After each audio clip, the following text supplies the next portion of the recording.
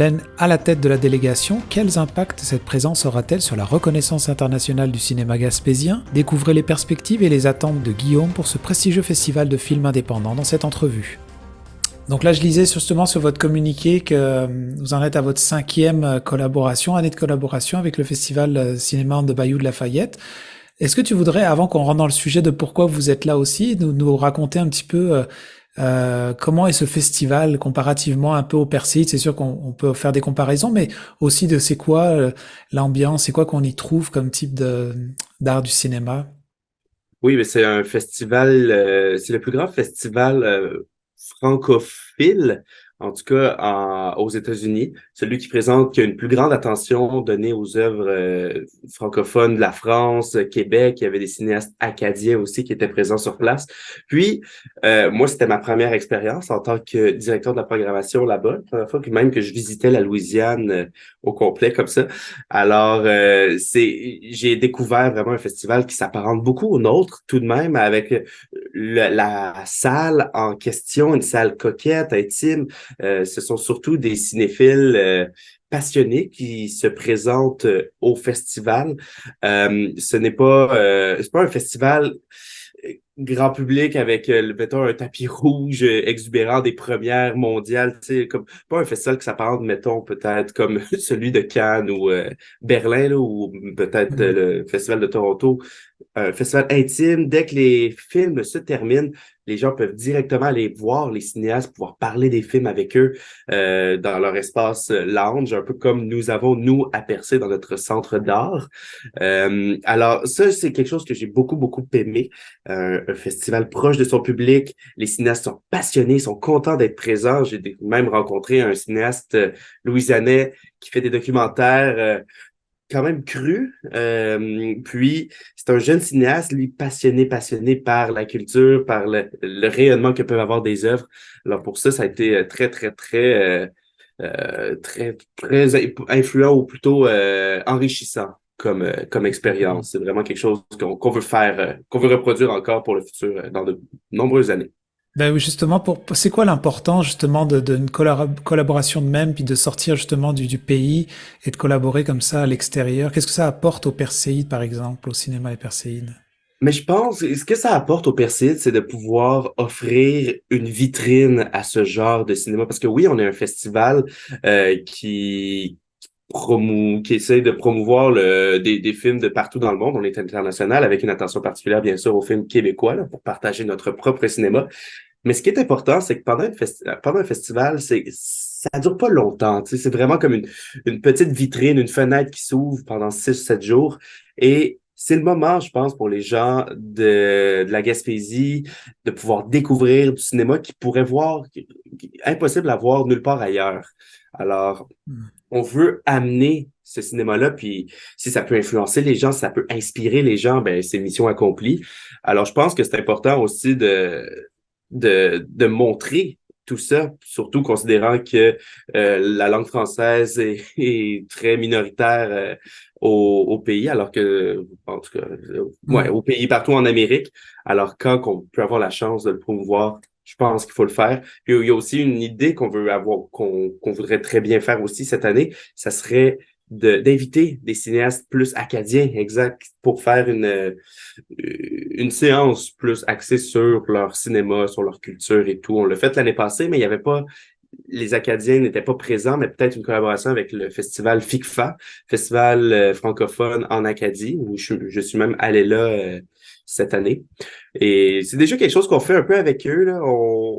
Il y a un échange qui a été fait, mais pas dans le cadre des Percées, plus dans le cadre de l'école de cinéma que nous avons à Percé. Il y a deux cinéastes, jeunes cinéastes qui venaient de sortir, ou même encore à l'école secondaire 5, qui sont allés là-bas réaliser un film. Puis nous, on a accueilli aussi deux cinéastes en herbe acadiens.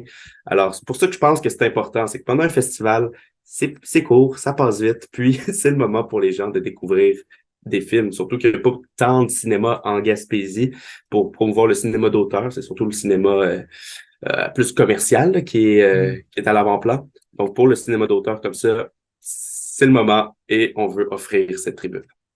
Puis justement, bah, le jour où on se parle aujourd'hui, on est le mardi 30 janvier. Je sais que ça termine demain, il me semble, le 31, ce festival-là de On the Bayou à Lafayette.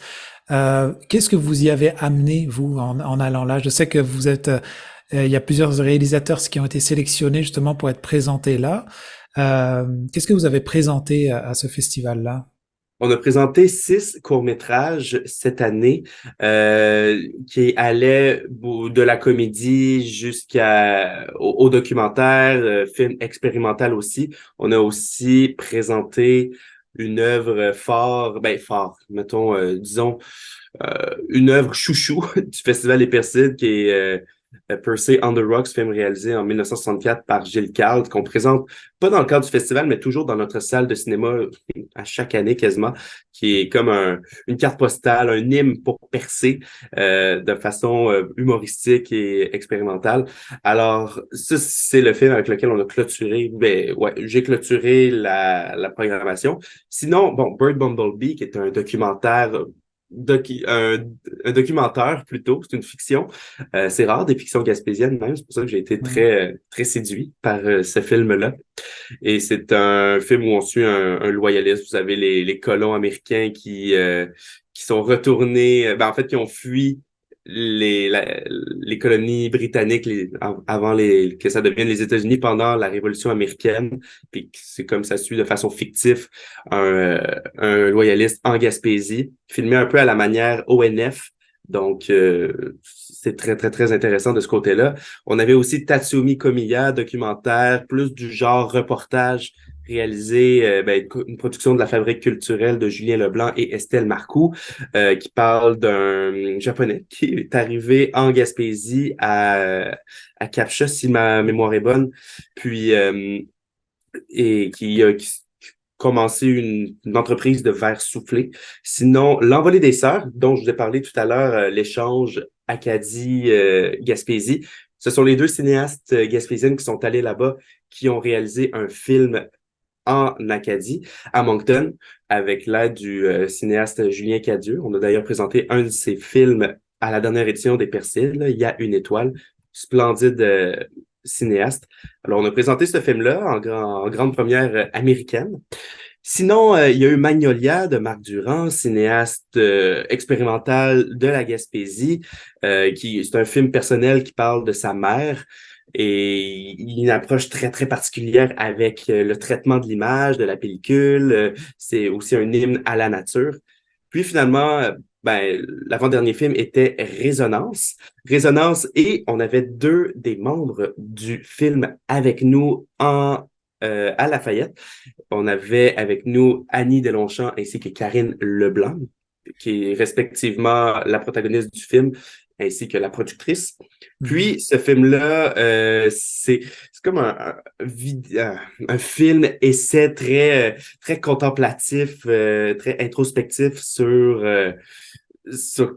le temps, sur la danse, l'art, quand la nature rencontre le ciel. Il y a plein de symbolisme, de symbolique à avoir dans ce film-là. Alors, ce film-là, très heureux d'avoir pu le présenter en grande première mondiale, celui-ci.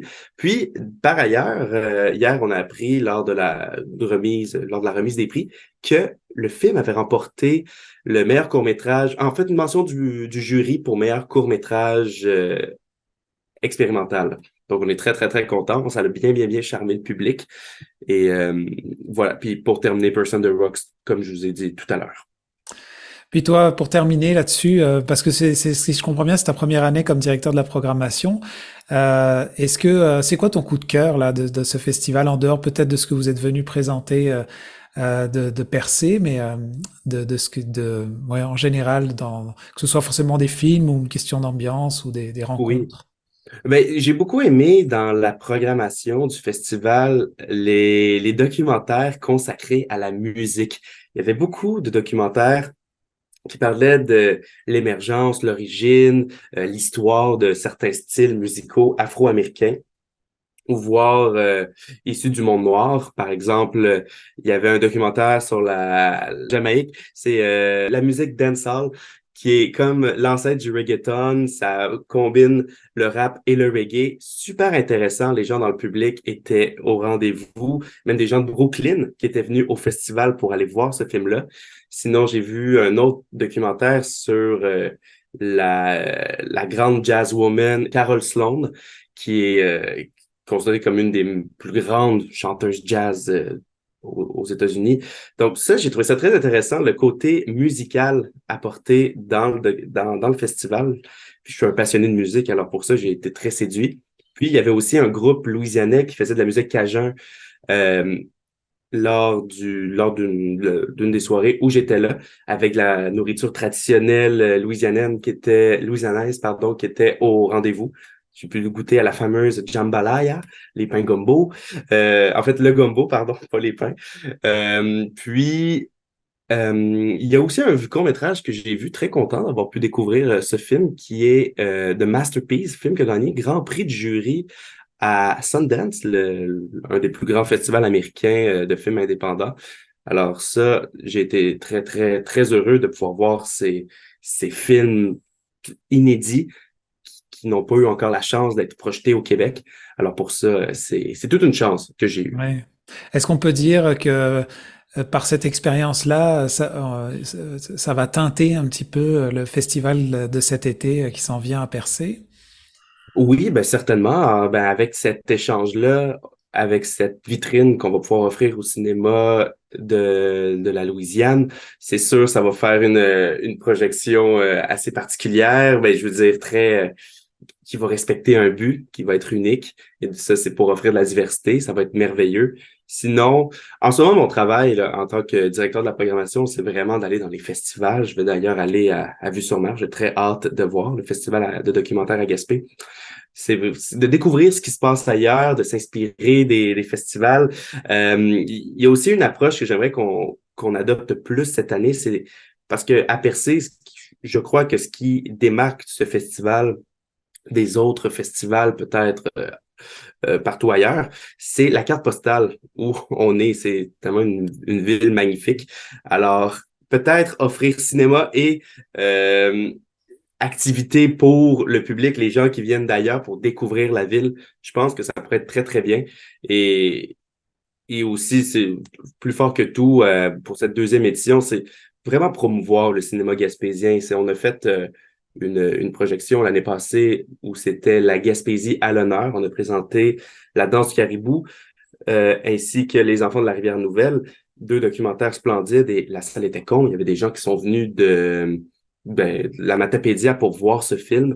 Alors pour ça, je pense que c'est faire rayonner le cinéma international, mais aussi local. Peut-être ça ratisse large, mais il y a toujours un angle ou une ligne directrice qui est le cinéma d'auteur, comme des films moins commerciaux, mais qui offrent vraiment une belle vision, une belle histoire qui se démarque. Ben, merci beaucoup Guillaume et merci pour ce partage de ton expérience. Avec grand plaisir. Merci d'être sur le plateau. Vous écoutez votre reflet d'ici. Revoyez tous nos reportages sur notre site Internet. À la bijouterie Brigitte de Grande-Rivière, notre grande panoplie d'idées cadeaux pour toute la famille et notre vaste choix de bijoux pour elle et lui saura satisfaire à coup sûr l'être cher. Nous avons des produits de beauté, accessoires de décoration, montres solaires Seiko, les montres Bering au style moderne et au design innovateur, des perles et les diamants naturels de la collection Malo. Pour la qualité, les meilleures marques sur le marché, faites confiance à l'équipe de la bijouterie Brigitte de Grande-Rivière.